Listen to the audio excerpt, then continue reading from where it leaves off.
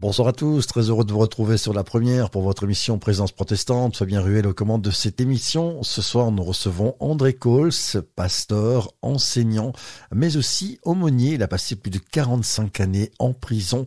Il a eu le privilège d'accompagner des familles, des détenus, mais aussi plusieurs ennemis publics numéro 1. André Cols, une tranche de vie que nous aimerions vous faire découvrir ce soir. André, bonsoir. Lorsque l'on regarde le mot aumônier, on voit qu'il accompagne, qu'il soutient, qu'il est psychologue, qu'il est mentor, qu'il est coach, mais qu'il est aussi spirituel. Quelle est votre réaction d'emblée? Tout ce qui est dit est exactement vrai. Être aumônier comme fonctionnaire, je pense que ça doit être difficile.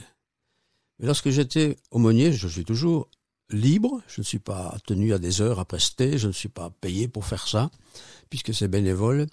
J'ai tout mon temps, je prends le temps, mais comme j'ai quelque chose de rafraîchissant à partager, le détenu, lui, il voit toujours les mêmes choses, les quatre murs, les mêmes bruits, les mêmes sons, les mêmes gens, tantôt de bonne humeur, tantôt de mauvaise humeur. L'aumônier vient avec, non pas avec un sourire, mais il vient de l'extérieur. De l'extérieur, c'était ma propre vie. Je suis très heureux dans la vie. J'ai la foi en Dieu, j'aime servir Dieu. Et j'ai toujours essayé de partager ça en donnant de l'espérance. La Bible nous parle souvent de gens qui ont fait des mauvaises choses, mérité la mort, dans bien des cas. Mais Dieu ne veut pas la mort du pécheur. Combien de fois je l'ai dit, il veut qu'il vive, mais qu'il change de vie, choisit le bien, ne choisit plus le mal. Combien de fois je l'ai dit. Et je dois vous dire que vraiment, j'ai vu beaucoup de... En tout cas, parmi les personnes que moi j'ai rencontrées, j'ai vu beaucoup de gens changer de vie, vraiment retrouver leur femme quand ils sortaient, libres, décider à ne plus commettre quelque chose d'impardonnable. J'ai vu des gens arrêter de profiter d'un système facile d'aller voler ou ces choses pareilles, changer. Il y a eu des rechutes, ça c'est vrai aussi. Mais globalement, je dois dire que j'ai été encouragé. Et je suis toujours encouragé. La prison, c'est pas simplement une prison où on enferme les gens, parce qu'il faut jamais oublier que ces gens vont sortir un jour, mais il vaut mieux qu'ils sortent transformés, pas simplement décider à ne plus rien faire, parce que ça, on sait qu'on ne le tient pas facilement, mais transformés dans le cœur. Et quand le cœur est transformé, parce que brisé par Dieu, transformé par Dieu, guéri par Dieu, là on peut dire que on est sur la bonne voie. Et régulièrement encore, j'ai des coups de téléphone, tout le monde ne me téléphone pas, mais j'ai des coups de téléphone de gens que je n'ai pas vus depuis 10 ans, 5 ans, qui me téléphonent. Bonjour pasteur, ça va? Et ils donnent leur nom.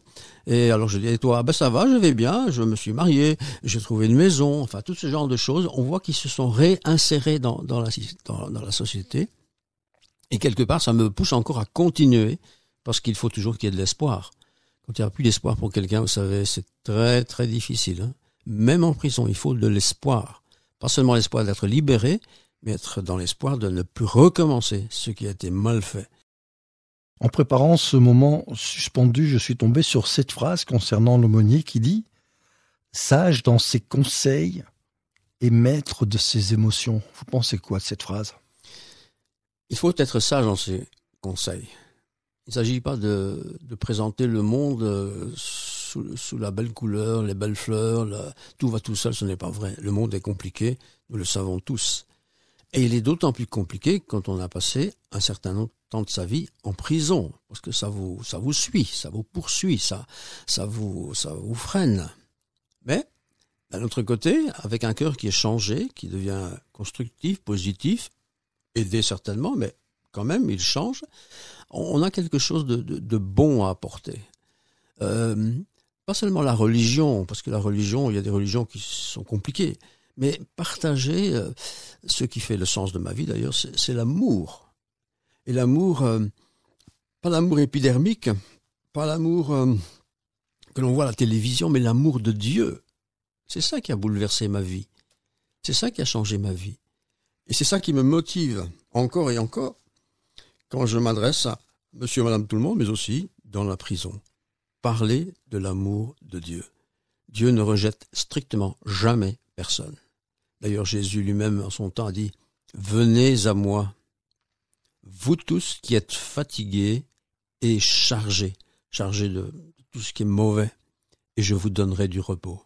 Prenez mon joug sur vous et recevez mes instructions. Combien de fois j'ai cité ce verset de l'Évangile, ce verset de Jésus. C'est beau et c'est vrai.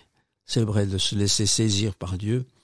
Et quand j'ai vu dans la prison plusieurs fois de personnes qui sont vraiment converties. Un converti, c'est pas devenir protestant ou être autre chose, mais converti, décider à ne plus se satisfaire du mal ou rechercher le mal, mais chercher ce qui est bien. C'est bien pour le détenu qui change, et se répète, c'est bien pour sa famille aussi, qui voit aussi cet homme changer. Je suis heureux de pouvoir continuer cela encore. Évidemment, lorsque l'on se plonge dans les origines de ce qu'était l'aumônier, il y avait une partie, bien sûr, de nourriture corporelle, on va dire, et puis une nourriture spirituelle. On peut dire aujourd'hui que le rôle de l'aumônier a bien changé. Le fil rouge reste malgré tout l'empathie, l'accompagnement, le suivi, on l'a déjà abordé, l'encouragement. Au-delà de cela, il y a l'information que l'on reçoit. Comment gérer cette information ? On sait que vous avez accompagné le parcours d'être chargé d'un poids incommensurable. Comment gère-t-on ce genre de situation, André Coles ? Alors, une chose qui m'a toujours caractérisé, c'est que ceux qui m'étaient confiés, pas seulement dans les prisons, d'une manière tout à fait générale, ceux qui m'étaient confiés, je dis bien confiés, jamais, au grand jamais, je ne les partageais avec qui que ce soit, même pas un collègue. C'est un partage qui est fait par quelqu'un à son aumônier. Il a confiance en lui, c'est le secret absolu. Si parfois cette personne me demandait, tiens, vous pourriez pas aller voir ma femme pour l'encourager ou lui dire que j'ai changé, c'était une demande qu'il faisait. Je prenais contact avec son épouse ou la femme, et je dis voilà ce qui se passe, est-ce que je peux vous voir une fois à l'occasion ? Elle me dit oui, elle dit non, et en fonction de sa réponse, je vais la voir, entendons-nous, pas chez elle, quelque part dans un endroit neutre, pour dire un peu comment j'ai trouvé le changement auprès de son mari, parce que c'est une aumônerie d'homme, comment il a changé, comment il est devenu. Pas il est tout beau, tout gentil, tout va bien, mais il a changé, ses motivations ont changé, son intention de bien faire a changé. Tout ça, c'est important. Pour souvent une épouse qui a les charges des enfants, qui doit se débrouiller sans le mari, c'est très difficile. Mais voilà, l'aumônier est quelque part là pour donner un peu d'espérance.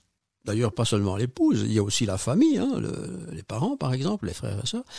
J'ai eu beaucoup d'occasions de partager ça. Alors, le partager, ça ne veut pas dire que c'est chaque fois une réussite. Il y a eu quelques échecs, pas beaucoup, mais quelques échecs, oui, qui me rendent triste, bien entendu. Mais voilà, à côté de tous les entre guillemets succès, je dois dire que je suis heureux. Et je suis heureux parce que c'est la grâce de Dieu qui permet cela, n'est-ce pas ? C'est la puissance de Dieu qui change les cœurs. C'est pas l'aumônier qui les change, mais la puissance de Dieu qui traverse les paroles de l'aumônier, qui traverse les paroles de l'Écriture elle-même, eh bien, fait son œuvre. Et l'aumônier, quelque part, en est le bénéficiaire. Voilà. Je me demandais, quelle était la saveur, justement, de chacune de vos rencontres ? J'imagine qu'elles avaient des goûts bien différents et que le goût ne venait pas seulement de la lourdeur de la condamnation. Oui, c'est vrai qu'il y a des histoires, franchement, je ne le sais pas dès le départ, forcément, quand je rencontre le détenu, je ne demande pas tout ce qu'il a fait. D'ailleurs, il me le raconte généralement très vite. Mais il est vrai qu'il y a eu quelques histoires, ça vous décourage, enfin ça vous décourage pas, mais ça vous casse, quoi. Hein, quelqu'un qui a tué une petite fille, vous pouvez pas dire c'est bien, tu te convertis et ça va aller tout seul, c'est pas vrai, c'est une horreur irréparable.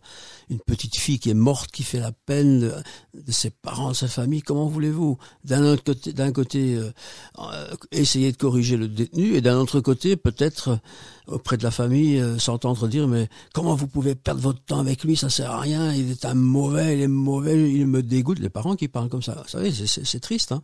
Mais voilà, il y a toujours, me semble-t-il, besoin de rester avec une lumière, un petit faisceau d'espérance. Parce que s'il n'y a pas d'espérance, il n'y a pas risque de grands changements possibles. Mais quand il y a l'espérance, bien sûr, il faut réparer quand c'est réparable.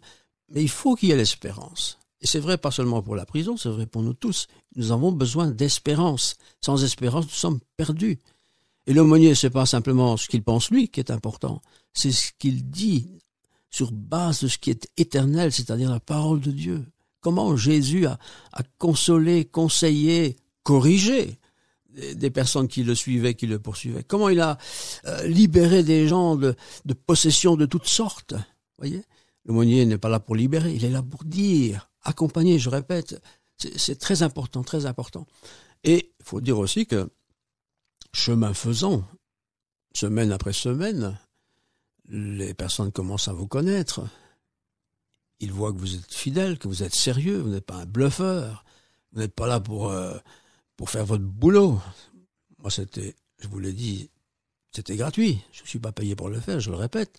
Mais je le faisais avec beaucoup d'amour, vraiment beaucoup d'amour. Parce qu'en prison, s'il y a une chose qui existe, c'est qu'il y a le temps. On a le temps de parler. Dans la vie, on n'a pas beaucoup le temps. Tout va toujours très vite. Il faut vite dire les choses.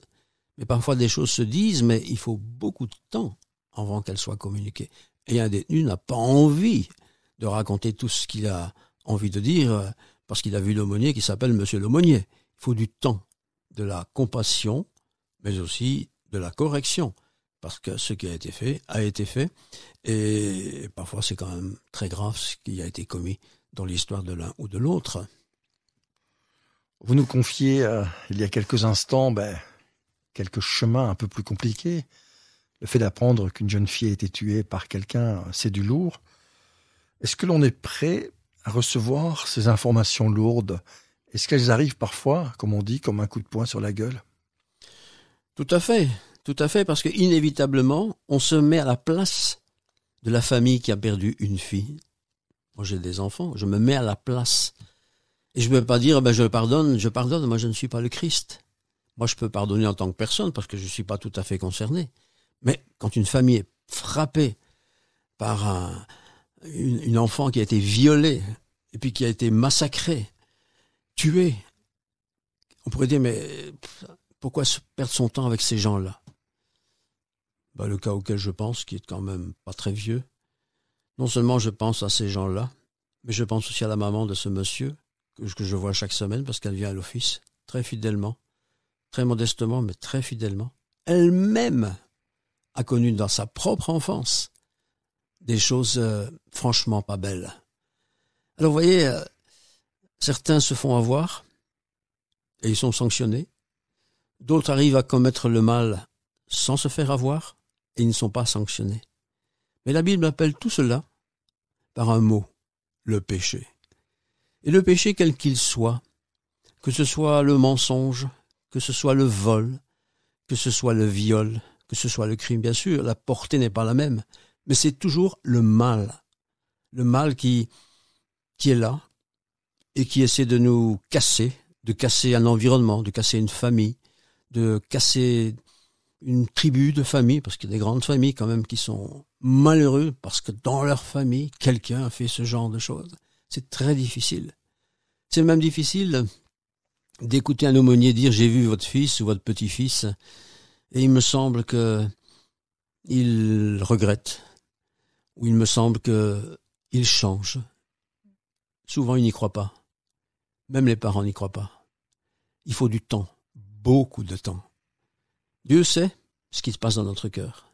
Dieu est un Dieu de pardon. Mais Dieu est Dieu. Nous ne sommes pas Dieu. Et nous comprenons, et je comprends, quand quelqu'un ne veut pas pardonner. Même quelqu'un qui était cher auprès du détenu, autrefois, ne veut plus pardonner, ne peut pas accepter ce qui a été fait. Et il ne s'agit pas d'accepter. Il ne s'agit pas de dire c'est tout. Non, il faudra vivre avec, parce que c'est une plaie grande ouverte, qui se fermera peut-être un jour, mais qui sait, ce sera difficile de toute façon. Mais l'aumônier restera là. Et quand vous avez des détenus qui font des longues peines, et que l'aumônier est un peu quelqu'un qui travaille longtemps dans la même prison, mais il peut suivre les personnes longtemps, longuement. Il peut prier pour eux. La personne, le détenu le connaît. L'entourage de ce détenu, le gardien, le connaissent l'aumônier. Ils voient eux-mêmes parfois des changements. Voyez.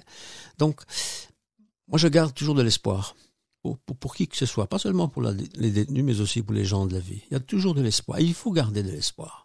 Ce sera le mot de la fin. Il faut garder l'espoir. André Cols, merci pour cette tranche de vie. Pour rappel, vous êtes pasteur, mais aussi aumônier depuis plus de 45 ans. Si vous désirez réécouter cette émission, rendez-vous sur le site ovio.be ou l'application, ou bien encore sur le site de l'Association protestante pour la radio et télévision, APR.